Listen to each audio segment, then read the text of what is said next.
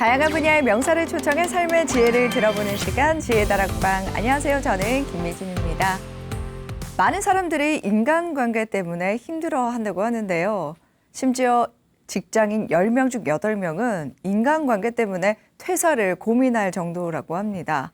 이렇게 많은 사람들이 고민하고 있는 인간관계, 어떻게 하면 잘 지낼 수 있을까요? 오늘 이 해답을 지혜다락방에서 알아보고자 합니다. 정신건강의학과 전문의 양창순 원장님과 함께하겠습니다. 큰 박수로 모시겠습니다. 큰 박수 부탁드립니다. 원장님 안녕하세요. 안녕하세요. 반갑습니다. 네, 지난 2번 강연을 참 재밌게 들었었거든요. 그래요. 고맙습니다. 네. 오늘은 어떤 강연 준비해 주셨나요? 오늘은 인간관계에 대한 것을 말씀드리려고 합니다. 네. 원장님께서 많은 책을 내셨지만 그중에서 가장 유명한 나는 까칠하게 살기로 했다. 네네. 이 책은 제목만 들어도 참 카타르시스가 느껴지는 그래요. 그런 고맙습니다. 책인데요. 네네. 네. 인간관계 때문에 고민하는 분들 참 많으시잖아요. 예. 이 책에는 또 그런 내용을 많이 담았다고 하는데 어떻게 이 관심을 가지고 책까지 펴내게 되신 거죠? 사실 저를 찾아와서 이제 호소하시는 증상들은 정말 처음에는 사람의 얼굴이 다르듯이 다 달라요. 근데 이제 얘기를 나누다 보면은 그 어떤 정신적인 고통의 숨은 원인이 다 인간관계로 가고 사실은 우리는 태어나서부터 인간관계 속에서 살잖아요. 그렇죠. 태어나서 가족과의 관계, 그다음에 조금 크면 이제 친구, 학교 선생님과의 관계, 사회 나와서는 또 사회 친구들과의 관계. 그 속에서 이제 어떤 관계를 맺느냐에 따라서 자기 이제 자존심도 이제 잘 형성이 될 수가 있고 또 이제 인생의 어떤 삶의 기쁨도 누릴 수가 있고 안 되면 거기에서 상처를 받는 분들이 참 많습니다. 네. 그렇기 때문에 이 인간관계를 형성하는 것도 문제가 생겼을 때 잘 해결하는 거 정말 중요한 것 같습니다. 그렇다면 오늘 강연 잘 들으면 인간관계에 어려움을 겪고 있는 많은 분들이 해결할 수 있는 실마리를 찾을 수 있을까요? 인간관계에서 덜 상처받고 덜 상처 주는 법. 네.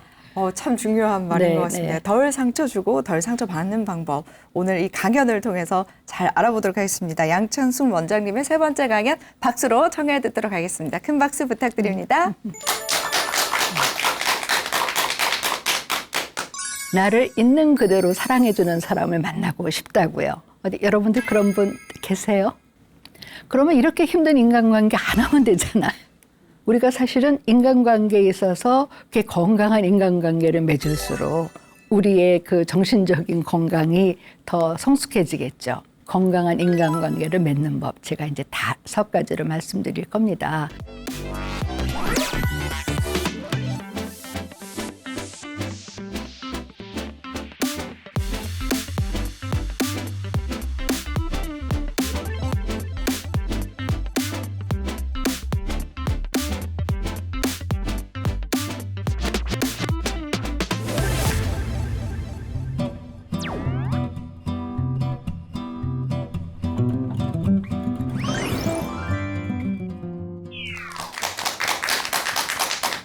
우리가 정말 사는 게 내 마음 같지 않죠. 사는 거 쉽지 않습니다. 근데 그 이유 중에 하나가 제가 지난 시간에 말씀드린 것처럼 내가 나 자신을 들볶는 이유도 있지만 또 이제 다른 이유가 밖에서 나를 들볶죠. 그래서 밖에서 나를 힘들게 하는 인간관계를 어떻게 건강하게 잘 맺을까 같이 생각해보는 시간이었으면 좋겠습니다. 네, 아까 제가 김미진 아나운서님하고 말씀 나누면서 잠깐 말씀드렸지만 정말 저를 찾아오실 때 호소하시는 증상들은 다 달라요. 뭐 어떤 분들은 잠이 안 온다, 입맛이 없다, 살기 싫다, 출근하기 싫다. 또 심지어는 요즘에는 이제 각 조직이나 학교에서 이렇게 발표시키는 경우가 참 많잖아요. 그러니까 이 발표불안 때문에 오시는 분들도 참 많으시거든요. 분명히 내가 만든 프로젝트임에도 불구하고 이렇게 많은 분들 앞에서 쓰면은 정말 머리가 하얘지고 막 심장이 빨리 뛰어서 아무 생각이 안 난다는 거예요. 그렇게 발표불안을 갖고 찾아오시는 분들도 말씀을 다 나누다 보면 어디로 가느냐 하면은 대인관계에서 오는 상처와 갈등이 사실은 제가 상담을 해보면 모든 현대인들의 정신적인 고통의 숨은 원인인 것 같아요. 그거가 이제 정말 다양하죠. 부모 자녀 관계, 친구 관계, 남녀 관계, 그다음에 조직에서의 관계. 근데 그분들이 찾아오셔서 하시는 얘기가 공통적으로 뭐라 그러셨냐면은 정말 나를 있는 그대로 나보고 더 잘하라고 하지 말고 너는 왜 그 모양이냐고 야단치지도 말고 내가 이렇게 힘들다고 하면은 뭘 그런 걸 갖고 힘들어 이런 얘기 하지 말고 나를 있는 그대로 사랑해주는 사람을 만나고 싶다고요. 그게 모든 분들의 공통적인 소원입니다. 그래서 미국의 정신과 의사인 그 닥터 밀러는 뭐라 그랬냐면은요. 이 세상에서 단 한 사람만이라도 나를 있는 그대로 사랑해주는 사람을 옆에 두고 있는 사람은 정말 행복한 사람이다라고 그랬거든요. 어디 여러분들 그런 분 계세요? 한번 생각을 해보시면은요. 그리고 만약에 계시면은 정말 행복하신 분이죠. 저희 연구소에서 한번 그 조직원들을 상대로 그 조사를 해본 적이 있어요. 일을 하면서 무엇 때문에 스트레스를 받으십니까? 그랬더니 저희도 조사 결과를 보고 너무 놀란 게 일 힘들어서가 아니라 월급 적어서가 아니라 86%가 인간관계라는 거죠. 그래서 어떤 분은 정말 좋은 조직인데 좋은 기업인데 인간관계가 너무 힘들어서 자기는 떠나고 싶다는 거예요. 근데 그 이유도 조금 나눠보니까 제일 많은 게 이제 기질적으로 맞지 않는다. 이건 그냥 꼴 보기 싫다는 거죠. 그냥 꼴 보기 싫은 사람들이 참 많습니다. 그리고 이제 한 50%는 서로 이제 소통이 안 된다. 그리고 내 대화를 들어주지를 않는다. 그러니까 어떤 공감과 소통의 문제인데 아주 흥미로운 거가 어느 조직에서 저보고 이제 이 인간관계 소통에 대해서 강의를 해달라고 그래서 이제 제가 강의를 했습니다. 그다음에 이제 강의 끝난 다음에 그 강의를 들으시는 분들이 서로 이제 그 조직원들끼리 이제 얘기하고 싶은 걸 요즘에는 참 좋아진 게 휴대폰으로 이렇게 문자를 보내면 그게 화면에 다 뜨잖아요. 근데 거기서도 싸우고 있어요. 우리 조직이 소통이 안 되는 건 후배 너네들 때문이다. 그리고 후배들은 무슨 소리냐 상사의 라떼 때문이다. 그래서 그 소통을 가지고 강의를 한 다음부터도 바로 또 다투더라고요. 그래서 우리나라에서 그 미움받을 용기로 유명해진 정신의학자 애들러는 뭐라 그랬냐면 삶의 모든 고민은 인간관계에서 온다고 했습니다. 제가 그래서 인간관계에 대한 책을 쓰고 또 이렇게 말씀을 드리는 이유입니다. 아주 재미있는 거가 이 보즈 올드린 우주비행사는 누구냐면 우리가 1961년도에 달나라에 갔었죠. 그래서 닐 암스트롱이 이제 처음 달나라에 내렸는데 우리는 항상 1등만 기억하기 때문에 이분이 2등으로 그 달나라를 달을 밟았기 때문에 우리는 잘 모르지만 굉장히 재미있는 분이에요. 달나라에 갈 때 뭘 가지고 갔냐면은 드볼작의 신세계 교향곡을 갖고 가서 사실은 우주에서 제일 먼저 울려 퍼진 인간의 음악이 신세계 교향곡이에요. 근데 이분이 뭐라 그랬냐면요. 인간한테 남은 마지막 미개척 분야는 인간관계라는 거죠. 사실 우리가 이제 2024년에 그 화성을 가잖아요. 그리고 우주에 대해서도 그렇게 많은 것을 알고 있는데 그럼에도 불구하고 어쩌면 우주 여행보다도 더 남은 미개척 분야가 바로 인간관계라는 거죠. 그래서 오늘 여러분들은 저와 이 마지막 미개척 분야를 같이 떠나시는 겁니다. 그러면 이렇게 힘든 인간관계 안 하면 되잖아요. 그럼 속 편하잖아요. 근데 안 할 수가 없잖아요. 왜 그 이유가 뭐냐면요. 미국 하버드 대학에서 1938년서부터 한 700명의 삶을 지금까지 추적을 했어요. 근데 제가 참 외국의 연구는 참 부러운 것 중에 하나가 이렇게 몇십 년을 추적을 할 수가 있어요. 그랬는데 그 중에서 700명의 삶을 계속 추적을 해봤더니 나이 들어서까지도 건강하게 잘 사는 분들의 특징은 뭐냐면 내 가까운 사람들하고 정말 서로 공감하고 소통하고 이해하고 사랑을 나누는 그런 인간관계를 가진 분들이라는 거죠.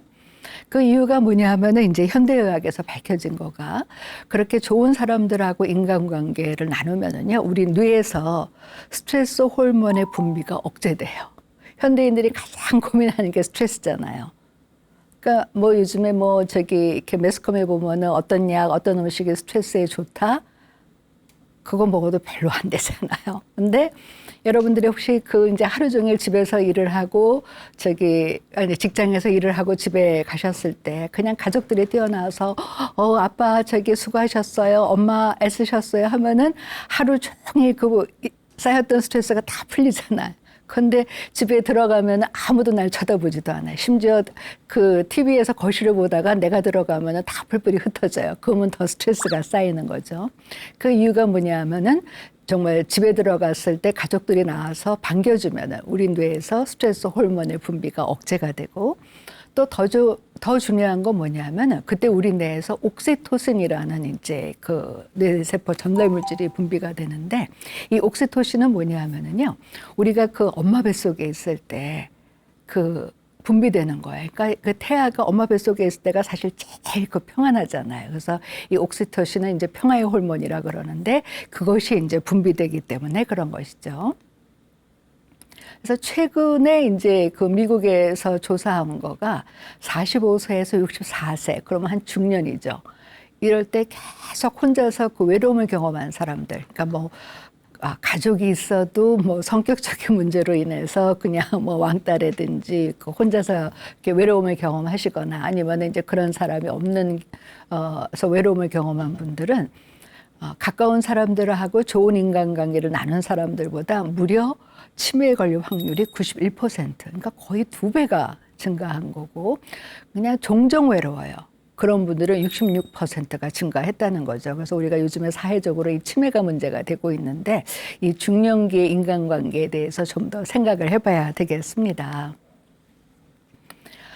사실 이제 제가 정신과 의사로서 이렇게 몇십 년간 활동을 하면서 제가 참 여러 가지 질문을 많이 받았는데요. 그 중에 이제 하나가 현대인들은 다 노예로 지내는데 누가 정신과적으로 건강한 사람입니까? 정신적으로 건강한 사람의 기준이 있습니까? 라는 질문이에요. 근데 물론 있죠. 그래서 저희가 그러니까 정신적으로 건강한 사람들의 기준이 있는데 그 중에 하나가 이제 제가 지난 시간에 말씀드렸어요. 자율성이라는 것은 내 인생은 내가 만들어 간다는 자기 의지력, 자기 결정력인데 그 자율성과 더불어서 연대감, 다른 사람들하고 더불어서 살아가는 역량, 이 두 개의 척도를 합해가지고 그 점수가 높을수록 정신적으로 건강하고 심리적으로 이제 성숙한 분이라고 저희가 얘기를 합니다. 왜냐하면 자율성이라는 것은 이제 내 삶의 목표가 분명한 거고 내 삶에 어려운 문제가 있을 때 그것은 남한테 의존하거나 남을 원망하거나 그러지 않고 이것은 내 인생의 문제니까 내가 그 해결 방법을 선택을 해서 그 문제를 풀고 그 선택의 결과도 내가 책임을 진다. 그것이 이제 자율성이고요. 연대감이라는 건 뭐냐면은 나와 다른 가치관, 나와 다른 외모, 나와 다른 생각을 가진 사람도 수용할 수 있는 관대함, 그리고 자기가 가진 것을 좀 남들한테 나눠줄 수 있는 것, 그리고 어떤 이제 문제가 생겼을 때 그 공평함, 공정함을 원칙으로 해서 이제 문제를 해결하는 능력인 거거든요. 그러니까 우리가 사실은 인간관계에 있어서 이렇게 건강한 인간관계를 맺을수록 우리의 그 정신적인 건강이 더 성숙해지겠죠. 그래서 왜 이렇게 인간관계가 중요하냐 하면은요, 우리가 이제 정신적으로 성숙해지는 것도 있지만 사실은 우리가 살아가는 의미를 어디서 찾습니까? 내 주위에 있는 사람들이, 내 가족이, 내 형제가, 내 친구가 넌 정말 소중해. 네가 이 세상에서 최고야. 넌 정말 잘했어. 그러면 내가 존재할 의미가 있는 사람이구나. 그래서 기분이 좋잖아요. 더 열심히 살아야지. 그런데 네가 해봤자 뭘 하겠니? 너 같은 사람은 필요 없어.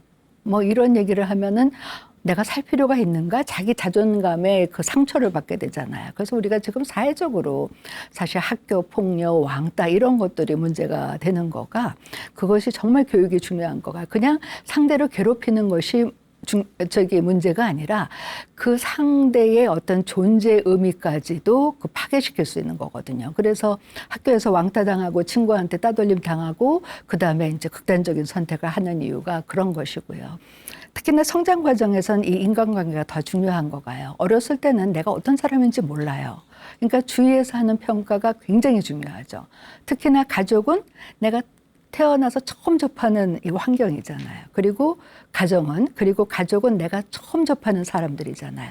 그 사람들이 나를 어떻게 대해주느냐에 따라서 내가 정말 사랑받을 가치가 있고 나는 좀 더 성장해야 하는 이런 중요한 사람이구나 하는 거가 있는데, 내가 왜 너를 낳는지 모르겠다, 뭐 나가 죽어라, 뭐 너한테 드린 돈이 얼마인지 아느냐 그러면은 과연 내가 살 필요가 있을까? 그렇게 생각이 된다는 거죠. 그럼 이렇게 중요한 인간관계, 나의 심리적인 성숙도, 그다음에 나의 존재의 의미에 영향을 미치는 건강한 인간관계를 맺는 법, 제가 이제 5가지를 말씀드릴 겁니다. 첫째는 이제 인간관계는 50점이 만점이다. 100점이 만점이 아니에요. 인간관계는 50점이 만점이고요. 두 번째는 인간관계에 있어서는 똑똑한 거리두기가 필요하다. 그리고 세 번째가 아까 이제 김희진 아나운서님이 저한테 질문하신 거가 이제 제 책 나는 까칠하게 살기로 했다. 그 책을 왜 사람들이 찾느냐. 사람들이 인간관계에서 제일 고민하는 게 거절하기가 너무 어렵다는 거예요. 상대가 원하는 것을 내가 거절하면 저 사람이 혹시 어디 가서 내 욕하거나 나를 나쁜 사람이라고 생각하지 않나 싶어가지고 이 거절하는 것을 두려워하는 분들이 많은데, 그리고 나서는 이제 막 더 후회하죠. 그래서 세 번째가 현명하고 똑똑하게 거절하기. 그다음에 우리가 인간관계를 하면은요, 사실은 결론적으로 말씀드리면은 내 마음에 드는 사람 만날 확률 거의 없어요. 그러니 사람들을 만나면은 항상 상처받잖아요. 그 상처를 어떻게 표현할 것이냐. 그게 이제 SC의 법칙이고, 우리가 사실은 인생을 살아가는 데 있어서 큰 것보다는 작은 것이 중요한 것처럼 이 인간관계에 있어서도 아주 작은 태도, 그 표정, 그다음에 말하는 어투, 그다음에 사용하는 단어, 이런 것들이 굉장히 중요하거든요. 그래서 하나씩 말씀을 드리겠습니다. 우리는요, 어렸을 때부터 이 100점의 신화 속에서 살고 있어요. 그렇죠? 뭐든지 100점 받아와야 돼요.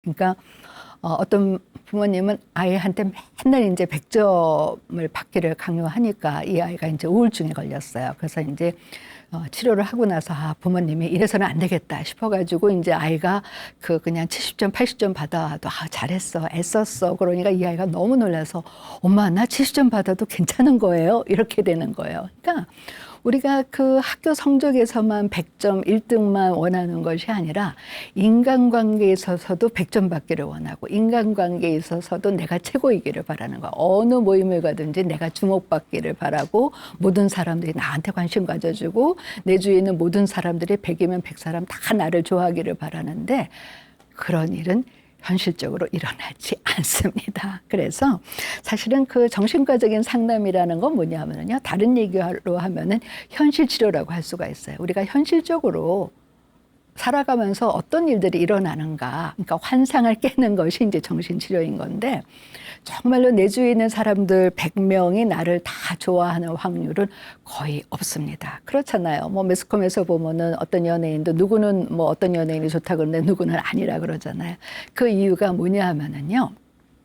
정말 그 내 주위에 있는 사람들 중에서 50%만 나를 괜찮다고 해도 나는 괜찮은 사람이고, 또 뭐냐 하면은 내가 나와 상대에 대한 그 기준을 매길 때도 50점을 기준으로 하시면 돼요. 그러니까 지난 시간에 제가 스스로 그 자기 칭찬 결핍 증후군, 그게 뭐냐면 스스로 자기한테도 100점이 돼야 되는 거거든요. 나는 공부도 잘해야 되고 뭐 외모도 훌륭해야 되고 돈도 잘 벌어야 되고 인간관계도 잘해야 되고, 근데 그런 사람 없잖아요. 그러니까 내가 싫은 거예요. 근데 그렇게 자기를 싫어하는 사람들은요, 자기 주위에 있는 사람들도 다 100점을 기준으로 해서 보니까 맨날 만나고 와서는 수준이 아니야. 그리고 그냥 불평불만만 하죠. 그러니까 만날 사람이 없는 거예요. 하지만 50점을 기준으로 하면은 나도 괜찮고 상대도 다 괜찮은 사람이라는 거죠.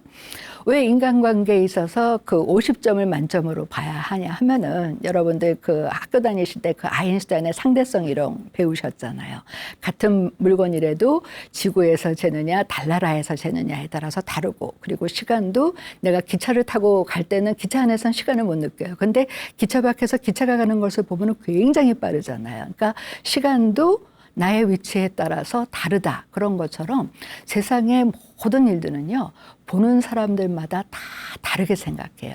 결론적으로 말씀드리면은 나하고 똑같은 생각을 하는 사람은 없어요.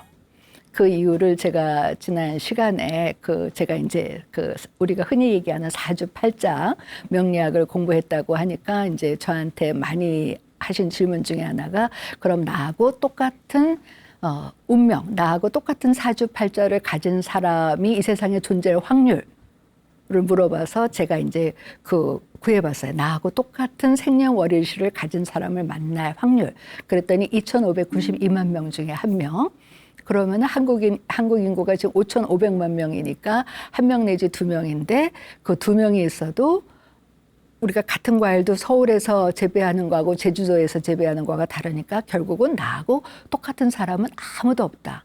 그러니까 나하고 똑같은 생각을 하는 사람은 아무도 없어요. 그런데 우리는 인간관계에 있어서 상처를 받는 게 왜 내 생각을 존중 안 해줘. 무조건 내 생각이 옳다고 따라야지. 근데 그럴 확률은 없다는 거죠.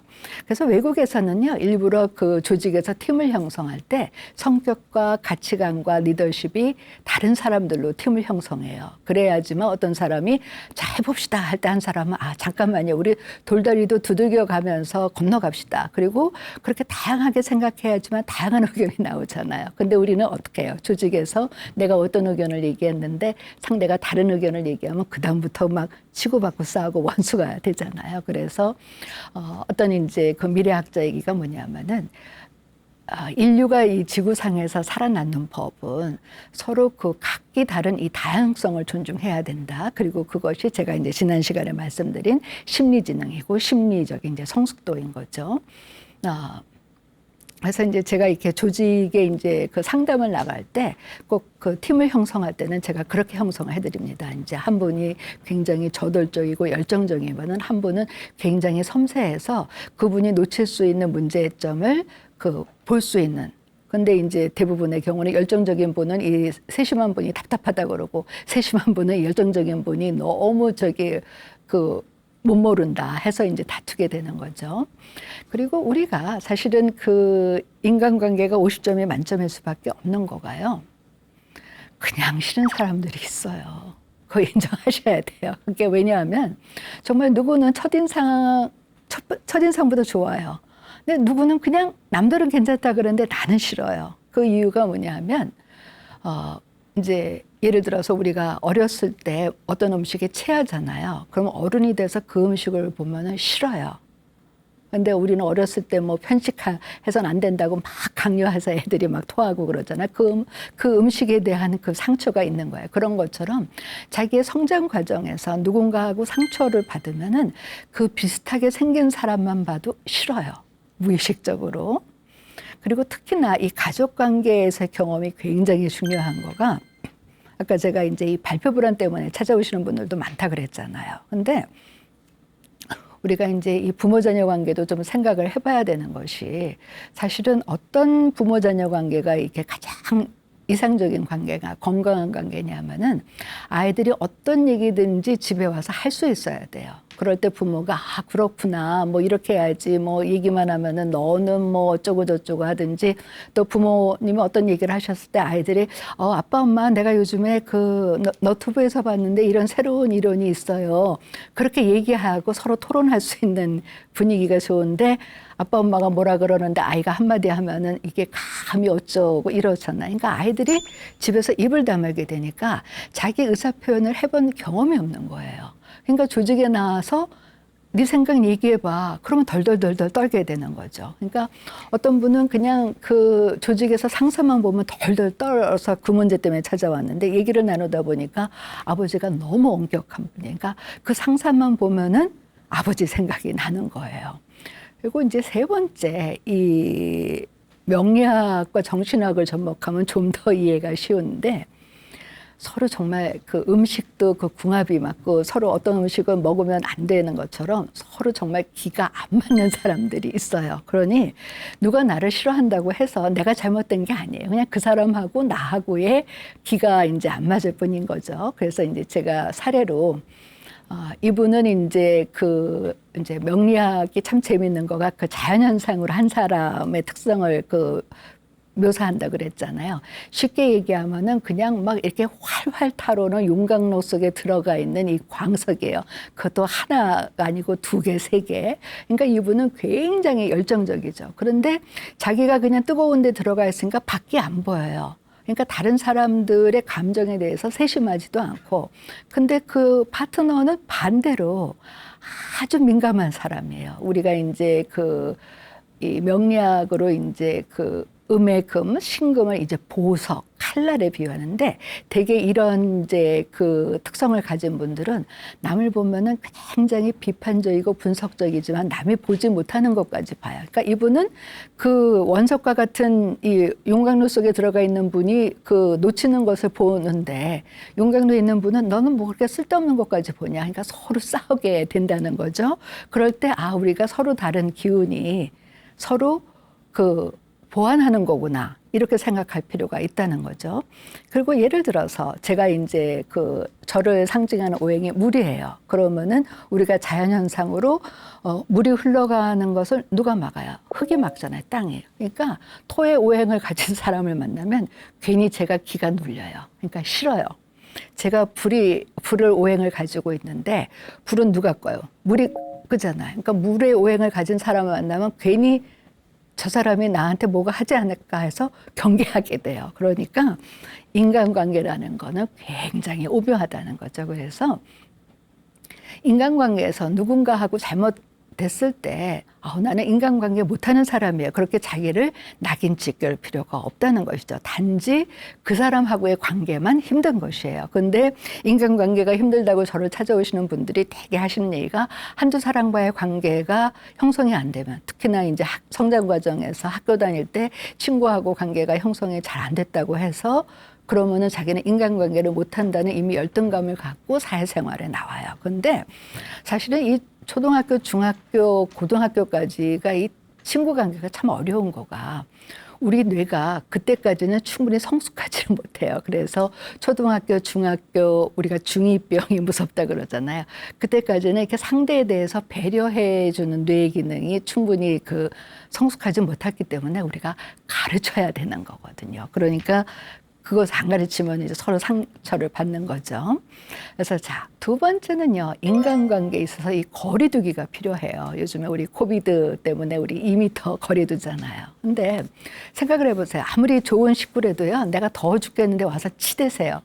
싫잖아요. 애들이 와서 치대면 싫잖아요. 몸도 그런데 이 마음도 마찬가지예요. 그래서 상대에 대해서 어느 정도 적절한 관심은 필요하지만 그냥 지나치게 간섭하거나 지나치게 집착하거나 이것은 금물이라는 거죠. 왜냐하면 인간의 심리는요, 한마디로 말씀드리면 인간은 누구나 청개구리예요. 왜냐하면 인간은 제가 아까 이제 정신적인 성숙에 중요한 것이 자율성이다. 사람들이 가장 원하는 것이 내 인생은 내가 선택하고 싶은 거예요. 내가 하고 싶은 것을 스스로 선택하고 내가 그 선택에 대한 책임을 내가 지겠다. 그게 이제 자유인데, 그래서 사람들이 요즘 뭐 아프가니스탄 그것도 보지만은 자유를 속박하면은 살 수가 없어요. 근데 그냥 내가 아침에 출근하려고 그러는데 엄마 아빠가 나와서 너는 화장이 그게 뭐니, 옷도 제대로 입어라, 뭐 어째라, 뭐 간섭하고 조언하면 싫죠. 집에 들어오기 싫잖아요. 그런 것처럼 적절한 관심은 필요하지만 지나친 간섭이나 지나친 집착은 이 금물이라는 거죠. 왜냐하면 우리가 음식의 간이 적당해야 되는 거잖아요. 소금이 음식의 간 맞추기가 참 힘들잖아요. 소금이 조금만 덜 들어가면 싱겁고, 하지만 조금만 더 들어가면 이게 짜지잖아요. 그러면은 아무리 좋은 재료로 만든 음식도 버릴 수밖에는 없어요. 그래서 나는 상대한테 조언해 준다고 하지만 이게 정말 종이 한 장 차이거든요. 상대는 잔소리라고 받아들일 수가 있고 나는 상대한테 정말 의욕과 성취 동기를 키워주려고 하는 거지만 상대는 내가 상대를 닥달한다고 생각할 수가 있는 거라는 거죠. 그리고 나는 상대를 배려한다고 생각하지만 상대는 간섭한다고 생각할 하는 경우도 있어요. 그러니까 어떤 분들은 남이 뭐라고 하기 전에 그 사람이 필요로 할 것 같은 걸 자기 생각에 다 해주고 나서 맨날 그 와서 이제 불평하는 게 나는 이렇게 상대한테 다 맞춰주는데 왜 상대는 안 하느냐. 그럼 상대는 뭐라 그러냐 하면은 내가 언제 해달라고 했냐. 그냥 네가 좋아서 해주고선 뭘 그거를 그렇게 고맙다는 인사를 바라냐. 그래서 인간관계에 있어서 그러면 상대한테 얼마만큼 해주는 것이 적정하냐. 상대가 원할 때 플러스 알파 정도. 그 정도가 딱 적당하다는 거죠. 특히나 자녀 관계에 있어서는 아이들이 원하기 전에는 해주실 필요가 없습니다.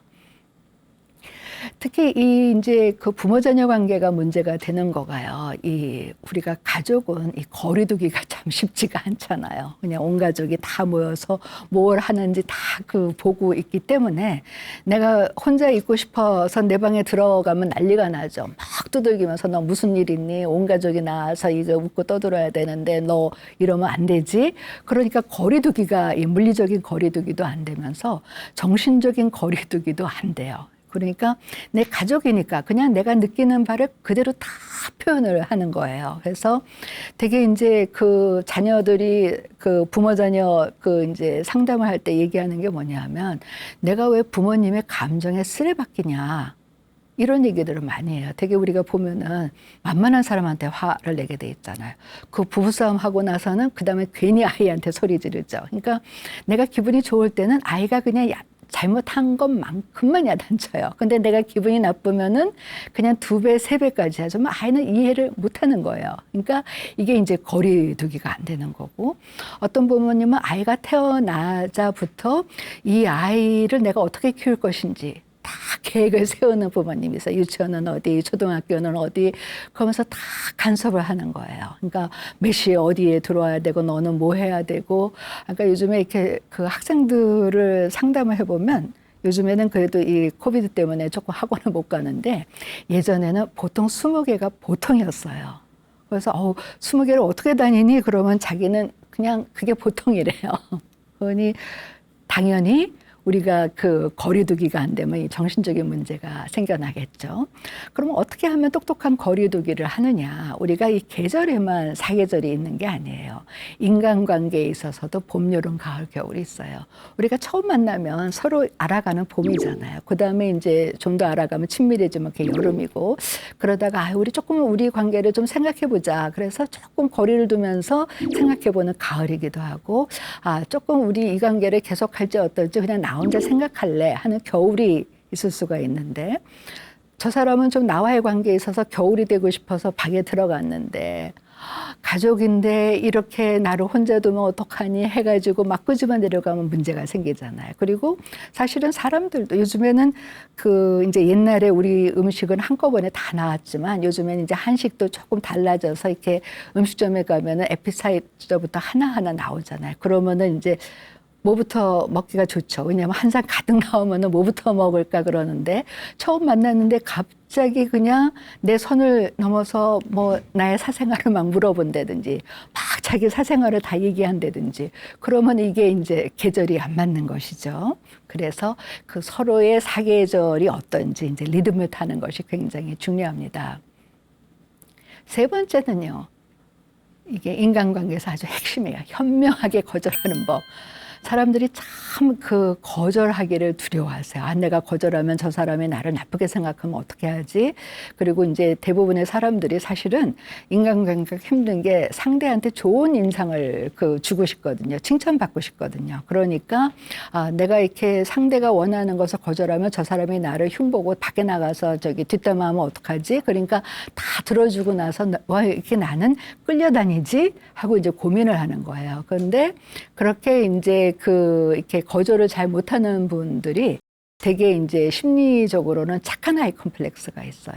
자기가 그 착한 사람이 되고 싶어 하는. 그리고 또 하나는 뭐냐면 심리적으로 분명히 우리는 그 성숙한 어른들끼리 만났는데 자기를 아이로 생각하는 분들이 계세요. 특히나 이제 성장 과정에서 이제 어떤 그 자존감이 제대로 형성이 안 돼서 그 엄격한 부모 밑에서 늘 자기가 이제 뭔가 부족하다고 생각하는 분들은 우리가 나이 30, 40이 만났는데도 나는 어린아이고 상대는 어른으로 생각하니까 어린아이가 어떻게 어른의 부탁을 거절을 해요. 그러니까 거절을 못 하죠. 그래서 제가 이제 거절하는 법은 정말 거절은 100% 나 중심으로 해야 되고, 우리가 거절하기 힘들면은 중언부언 쓸데없는 얘기하죠. 그럴 때일수록 간결, 명료, 부드럽게, 때로는 단호하게. 친구가 야 만나자 그러면 미안해 나 그날 시간 안 돼 하면 되는 거죠. 그렇게 해서 만약에 그렇게 거절해서 떠나는 친구라면은요, 그 친구는 언젠가 떠나게 돼 있으니까 그렇게 거절해서 상대가 떠났다고 해서 상처받을 필요 없고, 중요한 건 뭐냐면 내가 상대의 부탁을 거절할 수 있듯이 상대도 나의 부탁을 거절할 수 있다는 것을 받아들여야 돼요. 근데 우리는 상대가 내 부탁을 거절하면 또 상처받죠. 그러니까 거절은 정말 100% 서로의 입장에서 하는 겁니다. 그리고 이제 네 번째가 감정의 표현은요, 정말 여과장치가 필요해요. 있는 그대로 날 것으로 하면, 이 음식도 아무리 좋은 재료도 날 것으로 하면은 이게 소화불량, 자칫하면 식중독이 생기기 쉽잖아요. 그런 것처럼 특히나 이제 좋은 감정은 뭐 그대로 표현해도 좋지만, 어떤 화가 난다든지 저 사람한테 뭔가 잔소리를 하고 싶으면은 잠시 멈춰서 스톱. 그 다음에 내가 느끼는 감정이 이게 적절한가 아니면 지나친가를 좀 나를 다스리고 컨트롤, 그 다음에 이제 표현하자는 거죠. 마지막이 이제 언어와 태도의 중요성입니다. 이게 사실 참 중요해요. 지난번에는 어떤 분이 자기는 굉장히 열심히 일을 하는데 고객들이 자기를 안 좋아한다는 거예요. 그래서 제가 쭉 상담을 하면서 보니까 그분의 목소리가 굉장히 아주 날카롭고, 그다음에 이렇게 지적하는 태도예요. 그러니까 뭐 이거 아세요? 이거 모르죠? 이래서 그거를 한번 좀 고쳐보면 어떻겠냐. 그런데 한 달인가 뒤에 왔더니 정말 달라졌다는 거예요. 그래서 제가 인간관계를 힘들어하는 분들한테 주는 숙제가, 뭐 요즘에 휴대폰으로 다 녹음되고 녹화되니까 한번 내가 누군가하고 얘기할 때 내가 어떻게 얘기하는지 한번 녹음하고 녹화해서 들어보라 그래요. 그러면 거기에서 굉장히 많은 것들을 깨우쳐요. 어떤 분은 그 직장 내에서 항상 문제가 있었는데 이분이 욕을 많이 해요. 근데 자기가 욕을 한다는 건 몰라요. 그래서 제가 녹음해보라 그랬더니 녹음해보니까 이게 아주 놀랬거든요. 그러니까 당장 고쳤죠. 그리고 중요한 것은 우리가 힘든 얘기일수록 중언부언 하는데, 내가 중언부언 하면은요, 상대는 못 알아들어요. 우리가 그렇잖아요. 가까운 사람끼리도 내가 한 얘기, 이렇게 전화나 서로 만나서 내 친한 친구도 내가 얘기하는 거 못 알아듣고 오해하는 경우가 참 많잖아요. 그러니까 우리가 요즘에 뭐 TV에서 보는 이게 게임, 뭐 말잇기, 나는 가나다 하면 저 친구는 하면은 끝에 가서는 다 엉뚱한 얘기. 그렇게 되기 때문에 정말 간결 명료, 부드럽게, 그리고 어려운 얘기일수록 중언부언하지 않고, 그 다음에 중요한 거가 내가 얘기하는 것만이 중요한 게 아니라 듣는 게 중요하죠. 사실은 인간관계를 잘하는 비결 중에 하나가요, 말을 잘 듣는 거예요. 근데 사람들이 잘 모르는 게, 말을 잘해야지만 사람들이 나를 좋아할 것이다. 그래서 인간관계 누구를 만나러 가면 내가 이 사람들을 재밌게 할 뭐 유머해서 막 웃기려고 하는데, 나는 또 준비했지만 어떤 때는 썰렁하면 또 상처받잖아요. 그래서 제가 그분들한테 드리는 말씀이, 아니 직업이 코미디언도 아니고 개그맨도 아닌데 왜 상대를 기쁘게 하려고 하세요? 사람들이 좋아하는 사람은요, 내 얘기를 잘 들어주는 사람이거든요. 그래서 우리가 경청의 중요성을 얘기하는데, 경청이라는 것은 뭐냐면 한마디로 말씀드리면 나와 다른 의견을 듣는 거고요. 그리고 이제 인간관계를 힘들어하는 분들 중에 많은 분들이 이렇게 얘기하다가 이제 침묵이 흐르면 힘들어 하잖아요. 그러면 그때 막 그 침묵이 그냥 어색하니까 그냥 이런저런 얘기하고 나서 후회하는데, 우리가 그 음악도 강약, 중간약이 있고 문장도 쉼표, 마침표가 있는 것처럼 말을 할 때도 침묵이 참 중요하다는 것이죠. 그래서 페르시아 격언에 뭐라고 했냐면, 차라리 총에 맞은 이 육체적인 상처는 나을 수 있지만 이 말로 입은 상처는 나기가 참 어렵기 때문에 우리가 이 언어의 중요성이 굉장히 중요하다는 겁니다. 그래서 제가 어렸을 때 읽은 동화 중에, 이게 어렸을 때 읽었는데도 아직도 그 인상 깊은 거가 장미꽃과 개구리라는 동화가 있어요. 마음이 착한 아이는 말을 할 때마다 그냥 입에서 장미꽃이 나오는데, 남을 욕하는 아이들은 말을 할 때마다 뱀이 나와요. 그러니까 한 번쯤 내가 그 말을 하면서 뱀이 나오는지 장미꽃이 나오는지 생각해 볼 필요가 있는 거죠. 정신과적으로 그러면 건강한 인간관계는 어떤 관계냐 하면은 우정과 같은 관계예요. 사실 우리가 정말 좋은 친구들과는 그냥 1년에 한두 번 전화만 해도 편안하죠. 왜냐하면 그 친구는 내가 어떤 모습으로 얘기해도 나를 있는 그대로 받아줄 거라는 편안함이 있고, 저 친구는 나한테 간섭하거나 조언하지 않고 나를 있는 그대로 신뢰해 준다는 믿음이 있는 거고, 그리고 내가 힘들 때 야, 우리 힘들지만 같이 나아가자 하는 이 희망을 주는 친구들이 아주 좋은 친구들이잖아요. 그런 친구를 맺기 위해서 제일 중요한 거는 뭐냐면은 있는 그대로의 그 상대를 수용해 주는 것이고요. 그다음에 아까 제가 말씀드린 똑똑한 거리두기.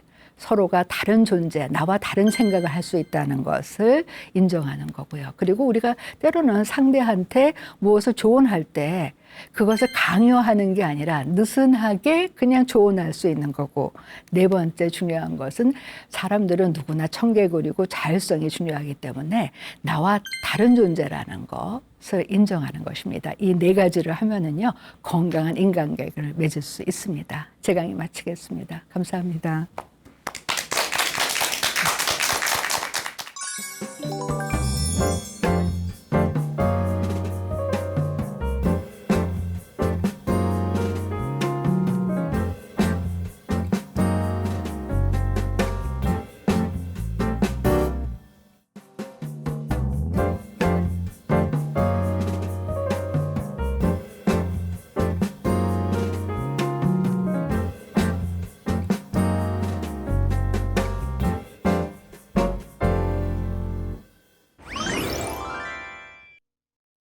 네, 오늘 원장님의 강의 참 잘 들었는데요.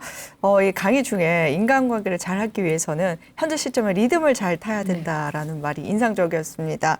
리듬을 잘 타기 위해서는 어떻게 하면 좋을까요? 우리가 사실 생체 리듬이 참 중요하잖아요. 네. 그런 것처럼 이제 나의 리듬도 중요하지만 상대의 리듬도 중요한 거죠. 그래서 이제 제가 강의 때 이제 인간관계도 사계절이 있다. 그래서 저 사람의 생체 리듬이 조금 지금 위축돼 있고 네. 겨울이라서 혼자 있고 싶어 하고, 그러면 그것을 인정해 주는 거죠. 네. 그걸 억지로 끄집어 내거나 그러지 말고.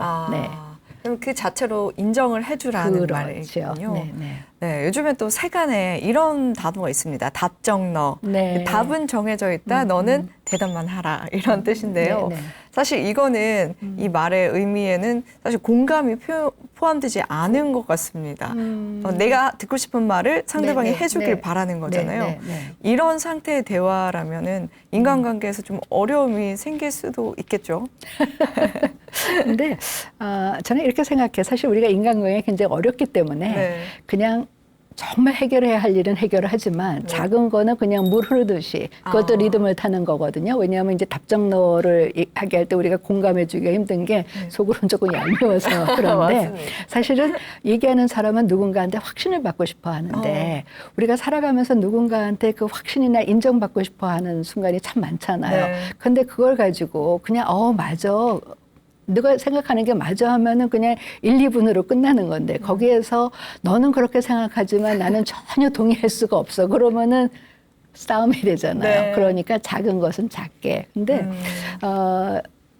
그 이런 일화가 있어요. 이제 아버지하고 딸이 그 이제 여행을 가는데 아버지가 운전을 하고 이제 딸은 조수석에 앉았어요. 근데 딸이 이렇게 창밖을 보니까 풍경이 너무 아름다워서 자기는 너무 좋다 그러는데 아버지는 계속 옆에서 불평하는 거야. 뭐 이렇게 길이 지저분하니 뭐하니. 그러니까 딸이 우리 아버지는 왜 이래. 난 정말 이제 다시는 아버지랑 여행 안 가.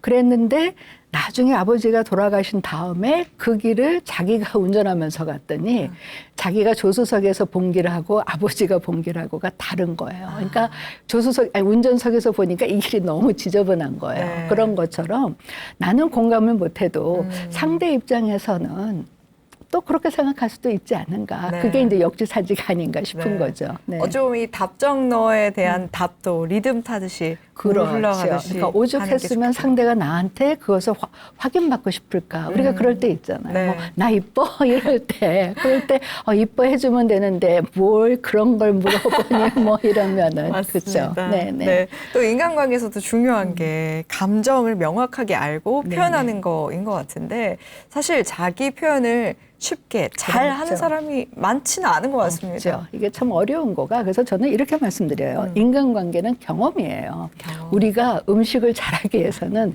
일단 많이 먹어봐야 되잖아요. 네. 그리고 음식점도 많이 다녀봐야지만 어떤 음식점이 나하고 잘 맞는지도 알고 또 음식을 잘하기 위해서는 또 이 재료에 대해서 또 공부해야 되는 것처럼 많은 사람들을 만나봐야지만 내가 이 사람을 만날 때는 이런 감정이고 이 사람하고는 이런 관계를 맺는구나 그런 거라는 거죠. 그래서 인간관계에서 우리가 정말 상처받을 필요가 없는 게 그냥 그 경험인 거예요. 우리가 뭐 음식점에 가서 음식 오늘 내가 잘못 선택해서 잘못 먹었다고 해서 되게 상처받지 않잖아요. 네. 인간관계도 마찬가지인 거고 서로 경험을 통해서 우리가 성장해 가는 거고 시행착오인 거죠. 네. 어찌 보면 많은 인간관계 때문에 어려움을 겪는 분들이 시행착오를 겪고 있다라고 그렇죠. 편안하게 생각하시면 또 좋을 것 같습니다. 오늘 강연은 여기서 마치고요. 다음 주에도 더 유익한 강의로 찾아뵙도록 하겠습니다. 함께해 주신 여러분 고맙습니다.